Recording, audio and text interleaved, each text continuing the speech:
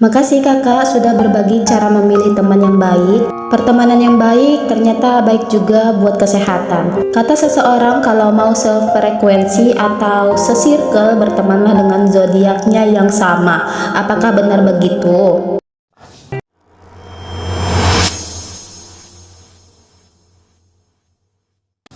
Assalamualaikum warahmatullahi wabarakatuh.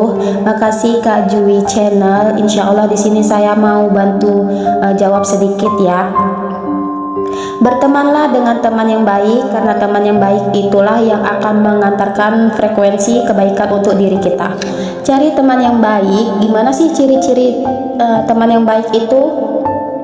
Nah, teman-teman yang dirahmati Allah, ada beberapa ciri-ciri teman yang baik. Yang pertama, saat kamu menatapnya, kamu melihatnya, hidup dalam circle-nya bareng-bareng, itu membuat diri kamu semakin dekat dan kenal dengan Allah. Cari teman yang kalau kita dekat sama dia itu bikin kita jadi dekat sama Allah, bikin kita jadi semakin taat ke Allah. Cari yang begitu ya. Yang kedua, ciri teman yang baik itu adalah dia yang saat bicaranya membuat kamu itu semakin dekat dengan Allah. Gak ada yang keluar di lisannya kecuali kalimat-kalimat yang membuatmu yakin dengan Allah. Bicaranya itu semakin membesarkan Allah, bukan membesarkan tentang dirinya, tapi membesarkan Allah Subhanahu wa Ta'ala. Postingannya itu tentang kebaikan, story-nya tentang kebaikan, feed-nya tentang kebaikan, statusnya itu tentang kebaikan, semuanya diisi dengan kebaikan. Jadi saat kita nempel dengannya, kebaikan itu jadi energi yang ngalir ke kita, dan itulah yang menguatkan kita. Cari teman yang begitu ya, cari teman yang cerewet untuk ngingetin kebaikan sama kita. Rasulullah Shallallahu Alaihi Wasallam itu pernah bersabda, seseorang itu tergantung pada agama temannya. Oleh karena itu, hendaknya kalian memperhatikan siapa yang ia jadikan teman. Nah, itu ada pada hadis riwayat Abu Daud dan At-Tirmizi. Jika kamu duduk bersama orang soleh, seburuk apapun kamu, maka keburukan itu bisa tertutupi, bahkan ia juga bisa membawamu pada kebaikan. Tapi sebaliknya nih teman-teman, jika kamu duduk bersama orang jahil, sebaik apapun kamu akan tetap terlihat buruk walaupun kamu berbuat beribu kebaikan. Circle kecil yang membuat kita dalam ketaatan, dalam ketakwaan, saling menasehati, penuh kesabaran, itu jauh lebih baik dipertahankan daripada circle yang penuh dengan toksik, problematik, dan sebagainya. Teman-teman, hiduplah bahagia karena Allah itu berfirman, "Qul bi fadlillah wa rahmati fa bidzalika falyafrahu huwa khairum mimma yajma'un." Artinya apa? Hidup ini atas karunia dan rahmat dari Allah. Harusnya membuat kita senang, bukan malah mengurusi banyak drama dan orang-orang yang problematik. Nikmati hidup, banyak bergembira aja ya. Dan kalau kamu merasa kamu gak bikin salah apa-apa sama orang, tapi tiba-tiba orang itu tuh hatinya berpaling, gak suka sama kita, gak apa-apa ya teman-teman, itu wajar aja. Kalau kata Imam Syafi'i, ridhon nas ghayatun la tudrak. Artinya, dicintai semua orang adalah cita-cita yang mustahil tercapai. Disenangi semua orang setuju sama kita, semua orang suka semua sama kita, semua orang cinta semua sama kita. Itu kata Imam Syafi'i, cita-cita yang mustahil dapat tercapai. Dan untuk penjelasan bertemanlah dengan orang yang zodiaknya sama dengan kita. Di sini sedikit saya berbagi nasihat bahwasannya zodiak atau ramalan bintang, walaupun kita hanya membacanya dan enggak mempercayai ramalan tersebut atau tidak membenarkannya, maka itu tetap haram ya teman-teman. Dan akibatnya itu apa? Perbuatan ini itu mengakibatkan sholatnya kamu itu nggak diterima selama 40 hari. Kenapa bisa begitu? Rasulullah Shallallahu Alaihi Wasallam bersabda, barang siapa yang mendatangi tukang ramal, maka sholatnya selama 40 hari itu nggak diterima.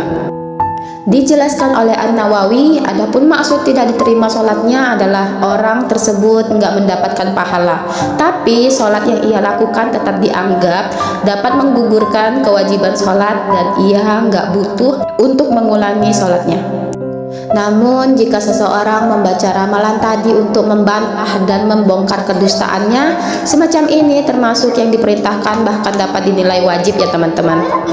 Gimana hukumnya kita membaca kalimat-kalimat kesyirikan? Hukumnya itu seperti kita ke dukun ya teman-teman. Kalau kita membaca buat pengen tahu karakter seseorang sebagai kisi-kisi menghadapi dia, berarti kita sama aja percaya dengan zodiak itu.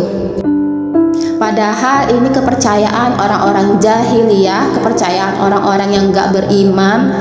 Allah gak menjadikan zodiak itu sebagai penentu karakter seseorang teman-teman. Yang lahir bulan ini akan kayak gini, yang lahir bulan begitu akan begitu. Hari ini kamu akan mendapatkan kabar buruk dan sebagainya. Enggak ya, makanya kita nggak boleh membacanya, apalagi kita membacanya itu buat ingin tahu, jadi kita bisa menghadapi orang tersebut. Kalau kita ingin tahu karakter-karakter seseorang dan menyocokkan dengan zodiak tersebut, berarti sama aja secara nggak langsung kita itu percaya. Ini kepercayaan yang seharusnya kita itu kufur dengan apa yang ditulis di sana. Kita percaya aja sama Allah Azza wa Jalla, dan nggak ada yang tahu gaib kecuali Allah Subhanahu wa Ta'ala. Dan sekali lagi teman-teman,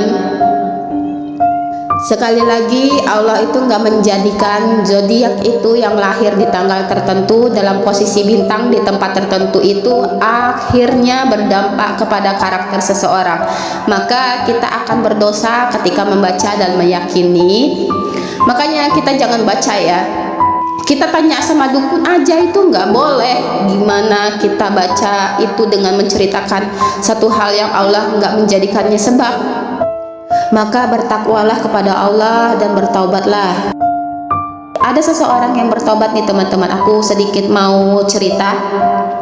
Dia itu dulu pengisi di sebuah majalah dengan zodiak, dan ada juga yang mempunyai karir sebagai penyiar radio. Beliau itu mengatakan bahwasanya dia itu mengarang untuk membuat majalah tentang zodiak di tiap minggunya. Dia yang atur semuanya. Dia tulis tentang rezeki si zodiak ini, dia sampaikan hubungan asmaranya tentang zodiak si itu dan yang lain sebagainya. Semuanya karangan dia, tapi kemudian kita percaya gitu aja. Apa boleh bilang saya Gemini, saya Cancer, saya Libra, saya Capricorn dan lain sebagainya? Jawabannya itu enggak ya teman-teman. Ini adalah bentuk kesyirikan ya teman-teman. Nabi Muhammad SAW bersabda dalam kumpulan hadis sahih yang diriwayatkan oleh Abu Daud dan disahkan oleh Syekh Al-Albani, barang siapa mempelajari sesuatu tentang ilmu perbintangan, itu artinya kita telah belajar ilmu sihir.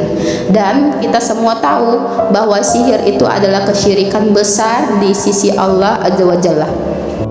Jadi nggak perlu cari pertemanan yang sezodiak ya, karena cari teman itu yang bisa saling support, saling rangkul, saling mengerti satu sama lain, saling tulus, saling menghormati, saling menerima kita apa adanya, tahu batasan dan mereka paham kalau kita salah ya berani tegur buat kebaikan.